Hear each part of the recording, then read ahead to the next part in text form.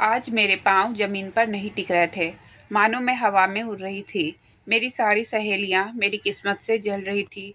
वह एक दूसरे के कान में खुसुर-फुसुर कर रही थी और मैं तो मन ही मन भगवान जी को थैंक यू बोले जा रही थी। और बोलती भी क्यों ना, मैं 18 साल से एक नर्क भरी ज़िंदगी जी रही थी और आज मुझे मुँह बोला परिवार मिलने वाला था, जिसके लिए मैं तरस गई थी। और यहाँ से निकलना हम लड़कियों के लिए किस्मत की बात होती है और यह सबकी किस्मत में नहीं होती है।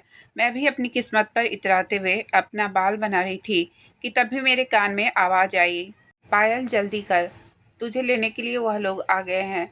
मैंने जल्दी से अपने बाल बनाए और दो चार मेरे पास जो कपड़े थे वह रखने लगी। एक बार मैं अपनी सारी सहेलियों से गले मिली और हाथ में कपड़े का गट्ठर लेकर बाहर आ गई। गेट के बाहर एक चमचमाती हुई कार रुकी हुई थी और उसके पास तकरीबन 25-30 साल के एक दंपति खड़े थे, जो मुझे देखकर मुस्कुराए जा रहे थे। थोड़ी देर बाद वह दोनों दंपति मेरे पास आ गए और मुझसे कहने लगे, पायल, आज से मैं तुम्हारा भाई भाभी हूँ और मैं तुझे अपने घर ले जाने आया हूँ। यहाँ की मैम से मैंने तुझे खरीद लिया है, अब तुम चलो कार में जाकर बैठो। मैं तो कार देखकर ही बहुत खुश हो गई, क्योंकि ऐसी कार मैं आज पहली बार देख रही थी और इसमें मुझे बैठना था। मैं अपने कपड़े का गट्ठर लिए अंदर बैठने ही वाली थी कि वह भैया कहने लगे, पायल, ये तुम्हारे हाथ में क्या है? मैंने कहा, भैया, ये मेरे पहनने वाले कपड़े हैं। भैया कहने लगे, नहीं पायल, यहाँ के कपड़े तुम यहीं छोड़ दो, घर पर मैं तुम्हें नई नई ड्रेस दिलवाऊंगा। मैंने कहा, ठीक है भैया। ये कहकर मैंने वह कपड़े वहीं छोड़ दिए और कार में बैठ गई। भैया भी जाकर ड्राइविंग सीट पर बैठ गए और भाभी उनकी बगल की सीट पर बैठ गई। भैया ने कार अपने घर की तरफ मोड़ दी। मैं खिड़की पर नज़र टिकाकर बाहर रोड की तरफ देख रही थी। आज पहली बार यह सब मैं अपनी आंखों से देख रही थी, क्योंकि आज से पहले मैं एक कैद खाने में रहती थी। मुझे अपने बारे में कुछ नहीं पता कि मैं कौन हूँ, किसकी बेटी हूँ और कहाँ मेरा घर है।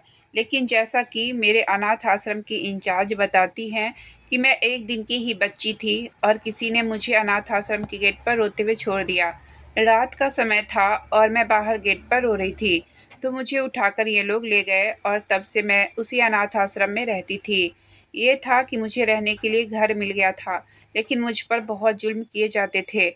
मुझ पर ही नहीं, यहाँ पर रहने वाली जितनी भी लड़कियाँ थीं, सबसे काम करवाया जाता था। जैसे कि मसाला हम लोगों के हाथ से तैयार करके बाहर बेचा जाता था। मैं अपनी किस्मत पर रोती रहती थी कि भगवान ने मुझे धरती पर क्यों भेजा, जब इन्हें घर ही नहीं देना था। तो बाकी लड़कियों की तरह मेरे भी सपने थे, पढ़ लिख कर अपने पैरों पर खड़ा होना, फिर बाद में शादी। और आज मुझे यह सपना पूरा होता हुआ नजर आया। मैं जिस भैया भाभी के साथ जा रही थी, उन्होंने मुझे खरीदा था। क्योंकि भैया को बहन नहीं थी, इसलिए वह मुझे मुंह बोली बहन बनाकर ले जा रहे थे। 2 घंटे बाद भैया ने कार एक बंगले के बाहर रोकी और मुझसे कहने लगे, पायल, ये मेरा घर है, जो आज से तुम्हारा भी है। मैंने कहा, ये घर तो काफ़ी खूबसूरत है भैया। और भाभी मेरी बात सुनकर हंसने लगी। फिर हम लोग कार से उतरकर घर के अंदर गए। अंदर से भी घर काफ़ी सुंदर और साफ सुथरा था। भाभी ने मुझे मेरा रूम दिखाया और कहने लगी, पायल, आज से ये तुम्हारा रूम है, अब तुम फ्रेश हो जाओ, मैं तुम्हारे लिए कपड़े भिजवाती हूँ। मैंने कहा, ठीक है भाभी। भाभी के जाने के बाद मैं रूम में रखा हुआ बेड पर बाहें फैलाकर लेट गई।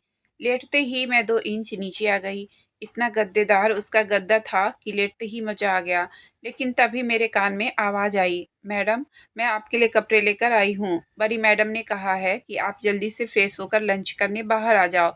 मैं उठकर उस नौकरानी के हाथ से कपड़े लेने लगी, तो वह मेरे हाथ में कपड़े पकड़ाते हुए मुझे गौर से देखने लगी। मैंने कहा, क्या बात है, आप मुझे ऐसे क्यों देख रही हो? कि तभी उसे भाभी ने आवाज़ देकर बुला लिया। मुझे लग रहा था कि जैसे वह मुझसे कुछ कहना चाहती थी। खैर, मैंने उस बारे में सोचना छोड़ दिया और फ्रेश होने के लिए वॉशरूम में चली गई। थोड़ी देर बाद मैं अपने रूम से बाहर निकलकर डाइनिंग टेबल पर आकर बैठ गई। वहाँ पर भैया भाभी पहले से ही बैठकर मेरा वेट कर रहे थे। मेरे आने के बाद भैया ने अपने हाथ से मेरे लिए मेरी प्लेट में खाना निकाला और मुझसे कहने लगे, खाओ पायल, तुम्हें भूख लग रही होगी। हम तीनों खाना खाने लगे। थोड़ी देर बाद जब मेरी नज़र मेरे पास खड़ी नौकरानी पर गई, तो मैंने देखा कि वह फिर से तिरछी नज़रों से मुझे ही देखे जा रही थी। लेकिन जब उसको लगा कि मैं उसको देख रही हूँ, तो उसने अपनी नज़रें घुमा ली। ऐसे ही 1 महीने बीत गए। मुझे भैया भाभी के साथ काफ़ी अच्छा लग रहा था। बिल्कुल अपने घर जैसा मैं फ़ील कर रही थी। लेकिन वहीं दूसरी तरफ वह नौकरानी मुझे चोर नज़रों से देखती रहती थी और अगर कभी वह मेरे पास आती थी, तो भाभी उसको कोई ना कोई काम का बहाना बनाकर बुला लेती थी। एक दिन शाम को हम लोग बैठकर चाय पी रहे थे कि भैया मुझसे कहने लगे, "पायल, क्या तुम शादी करना चाहती हो?" मैंने कहा, "भैया, अभी तो मैं आपके पास आई ही हूँ और आप मुझे भगाना चाहते हो।" वह कहने लगे, "नहीं पायल, ऐसा नहीं है। तुम शादी कर लो और फिर अपने पति के साथ मुझसे मिलने आती रहना, क्योंकि लड़का दिखने में काफ़ी अच्छा है और अच्छी जॉब भी करता है। अकेला भाई है, उसके माँ-बाप नहीं हैं, वह अकेले रहता है।" भाभी कहने लगी, "हाँ पायल, अच्छा है, तुम्हारे ऊपर किसी की ज़िम्मेदारी नहीं रहेगी और तुम आराम से हमारे जैसी ज़िंदगी गुज़ारोगी।" मैंने कहा, "ठीक है, आप लोगों को जो अच्छा लगे वह कीजिए, क्योंकि मुझे आप लोगों पर पूरा भरोसा है। आप लोग जो भी करेंगे मेरे भले के लिए ही करेंगे।" भैया कहने लगे, "ठीक है पायल, 2 दिन बाद तुम्हारी शादी है। हम चाहते हैं कि तुम्हारी कोर्ट मैरिज हो, इसलिए परसों मैं एक पेपर लेकर आऊँगा। इस पर तुम्हारा सिग्नेचर और लड़के का सिग्नेचर लगेगा और तुम दोनों की शादी हो जाएगी।" मैंने कहा, "ठीक है भैया।" 2 दिन बाद भैया मेरे पास पेपर लेकर आए और मैंने उस पर साइन कर दिया। मुझे पढ़ने तो नहीं आता था, लेकिन सिर्फ़ अपना नाम लिखने आता था। थोड़ी देर बाद भाभी मेरे पास आई और मेरे हाथ में एक लहंगा पकड़ाते हुए बोली, "पायल, इसे पहनकर तैयार हो जाओ। मेरे दामाद जी, यानी कि तुम्हारे पति तुम्हें लेने के लिए आते ही होंगे।" मैंने भाभी के हाथ से लहंगा लेते हुए कहा, "ठीक है भाभी।" आधे घंटे में मैं तैयार हो गई। भाभी मेरे कमरे में आई और मुझसे कहने लगी, "चलो पायल, तुम्हारे पति तुम्हें लेने आ गए हैं।" मैं भाभी के पीछे-पीछे रूम से बाहर आ गई, लेकिन मुझे मेरा पति कहीं नहीं दिखा। दिखा तो सिर्फ़ एक 40 साल का आदमी। मैंने कहा, "भाभी, मेरे पति कहाँ हैं?" मेरी भाभी उस आदमी की तरफ उँगली करके बोली, "यही तो है तुम्हारे पति।" मैंने कहा, "भाभी, आप यह कैसा मज़ाक कर रही हो? यह आदमी मेरा पति कैसे हो सकता है?" भाभी कहने लगी, "क्यों नहीं हो सकता है? बस ऐज ही इसकी थोड़ी-सी ज़्यादा है ना, बाकी यह बहुत पैसे वाला है, तू राज करेगी।" मैंने भाभी को कोई जवाब नहीं दिया। वह आदमी चलकर मेरे पास आया और मेरा हाथ पकड़कर मुझसे कहने लगा, "चलो पायल, मेरे साथ अपने घर।" मेरा मन बहुत दुखी था अपने पति को देखकर, लेकिन मैंने किसी से भी कुछ नहीं कहा और चुपचाप उस आदमी के साथ उसकी गाड़ी में बैठ गई। मेरा पति मुझे अपने घर लेकर आ गया। उसका बहुत बड़ा घर था, लेकिन इतने बड़े घर में वह अकेले रहता था। पूरा घर अस्त-व्यस्त था, चारों तरफ गंदगी थी। वह मुझे एक रूम में लेकर आया और मुझे धक्का देते हुए बेड पर पटक दिया और वह खुद दूर एक स्टूल पर बैठ गया। आज हमारी सुहागरात थी और मैंने भी बाकी लड़कियों की तरह सपने देखे थे, लेकिन मेरा यह सपना टूटता हुआ नज़र आ रहा था। सबसे पहला झटका तो मुझे तब लगा जब मैंने अपने पति की उम्र देखी और दूसरा झटका अभी उसके अजीब बिहेव से लगा था, क्योंकि सुहागरात को तो पति-पत्नी एक-दूसरे से प्यार भरी बातें करते हैं, एक-दूसरे को प्यार करते हैं, लेकिन यहाँ तो उसका उल्टा हो रहा था। मैं अभी यही सब सोच रही थी कि मेरा पति दूर बैठे हुए मुझसे कहने लगा, "अपना दुपट्टा उतारो।" बिना मुझसे कोई बात किए हुए। अभी तो मैं उसको जानती भी नहीं थी सही से। उससे तो मैंने कोई बात तक नहीं की थी, उसका नाम तक नहीं जानती थी। फिर मैं अपना दुपट्टा कैसे उतारती? मैंने कहा, "अभी तो हम एक-दूसरे को जानते भी नहीं हैं। आपका नाम क्या है ये भी मुझे नहीं पता। पहले हम बैठकर बातें करते हैं।" वह मुझसे कहने लगा, "जितना मैं तुमको कहता हूँ उतना ही करो, क्योंकि मैंने तुझे खरीद कर लाया है।" तुम्हारे मुँह बोले भैया भाभी से। मैं तो उसकी बात सुनकर आश्चर्यचकित रह गई। मैंने कहा, "आप यह क्या कह रहे हो?" वह कहने लगा, "मैं तुम्हें सच कह रहा हूँ। मुझे तुम्हारी जैसी एक लड़की की ज़रूरत थी, तो मैंने उस आदमी से कहा कि वह तुम्हें अनाथ आश्रम से खरीद कर लाए और मैं उससे तुम्हें दुगुनी कीमत में खरीदूँगा। उस आदमी ने वैसा ही किया। वह दोनों पति-पत्नी तुम्हारे साथ अपने होने का नाटक करते थे।" उसकी बात सुनकर अब मुझे समझ आया कि वह नौकरानी मुझे क्यों घूर-घूर कर देखती रहती थी, जैसे कि वह मुझसे कुछ बताना चाहती हो। मेरी आँखों में यह सोचकर आँसू आ गए कि शायद मुझ जैसी लड़कियों के लिए खुशी है ही नहीं। बस 1 महीने के लिए मेरी ज़िंदगी में खुशी आई थी, वह भी झूठी खुशी। मैं एक नर्क से निकलकर अब दूसरी नर्क में आ गई थी। मेरा पति अभी भी वहीं से बैठे-बैठे मुझे घूरे जा रहा था। फिर अपनी तेज़ आवाज़ में मुझसे कहने लगा, "तूने अभी तक अपना दुपट्टा क्यों नहीं उतारा?" मैंने बता दिया ना अब तुझे कि मैंने तुझे खरीदा है। अब से जो मैं तुझे बोलूँगा वही तुम्हें करना पड़ेगा। मैं डरते डरते अपना दुपट्टा उतार दी। वह चुपचाप मुझे वैसे ही देख रहा था।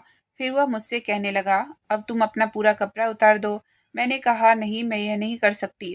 तभी वह उठकर मेरे पास आया और मेरा पूरा कपड़ा उतार दिया और रूम से बाहर चला गया। उस दिन के बाद से वह मेरे से कोई बात नहीं करता था और ना ही मेरे पास आता था। वह अलग रूम में सोता था। मैं उससे खाने के लिए भी पूछती थी, लेकिन वह घर पर खाना नहीं खाता था। मैं खुद के लिए खाना बनाती थी और पूरे घर की अच्छे से साफ सफाई करती थी। अब जैसा भी था, लेकिन था तो वह मेरा पति ही। एक दिन काफ़ी रात हो गई थी, लेकिन वह घर नहीं आया। तो मैंने उसके नंबर पर कॉल किया, तो मेरा फ़ोन किसी और ने उठाया और उसने मुझे बताया कि उसका एक्सीडेंट हो गया है और वह हॉस्पिटल में एडमिट है। मैंने उस आदमी से हॉस्पिटल का एड्रेस लिया और जल्दी से बाहर आकर रिक्शा लेकर हॉस्पिटल पहुंची। वहां पहुंचकर मैंने देखा कि मेरे पति बेहोश पड़े हुए थे। उनका दोनों हाथ और एक पैर टूट गया था। थोड़ी देर बाद जब उनको होश आया और उन्होंने आंखें खोली, तो उन्होंने मुझे देखा तो अपने पास बुलाने लगे। जब मैं उनके पास गई तो वह मुझसे कहने लगे, पायल, मुझे माफ़ कर देना। मैंने तुम्हें बहुत तकलीफ़ दी, लेकिन फिर भी तुम मेरे पास आई। तुम चाहती तो मुझे छोड़कर जा भी सकती थी। मैंने कहा, नहीं, आपसे मेरी शादी हुई है, चाहे जिस तरह से भी शादी हुई है, लेकिन हुई तो है ना, और आप मेरे पति हो, तो मैं आपको छोड़कर कहीं नहीं जाऊंगी। लेकिन एक बात मेरे समझ नहीं आ रही है कि आप मेरे साथ वैसा बर्ताव क्यों कर रहे थे। मेरी बात सुनकर मेरे पति की आंखों में आंसू आ गए। वह रोते हुए कहने लगे, मैं तुम्हें समझने में भूल कर बैठा। मुझे लगा कि तुम मेरी पहली पत्नी के जैसी ना बन जाओ। मैंने कहा, ये आप क्या कह रहे हो? पहली पत्नी मतलब? वह कहने लगे कि मैं तुमसे शादी करने से पहले एक बार शादी कर चुका था। मैं उस लड़की को बहुत प्यार करता था। वह जो कहती थी मैं वही करता था। लेकिन वह मुझे छोड़कर किसी और से शादी कर ली। मैं उसको दिखाने के लिए ही तुमसे शादी किया, नहीं तो मेरा मन नहीं था दूसरी शादी करने का। और मैं तुम्हारे साथ इसलिए वैसा बिहेव करता था क्योंकि मुझे लगता था कि तुम भी मुझे छोड़कर नहीं चली जाओ। ये कहते हुए वह जोर जोर से रोने लगे। मैंने कहा, आप मत रोइए, इसमें आपकी कोई गलती नहीं है। आप डर गए थे, लेकिन ज़रूरी नहीं है कि सब इंसान एक जैसे ही हो। मैं आपको कभी छोड़कर नहीं जाऊंगी। मैंने अपने पति की खूब सेवा की और मेरी वजह से वह बहुत जल्दी ठीक भी हो गए। आज मैं अपने पति के साथ एक अच्छी शादीशुदा ज़िंदगी गुजार रही हूँ। वह मुझसे बहुत प्यार करते हैं और मैं भी उनसे बहुत प्यार करती हूँ। अगर आपको कहानी अच्छी लगी हो तो प्लीज़ वीडियो को लाइक और चैनल को सब्सक्राइब करें। आपका बहुत बहुत धन्यवाद।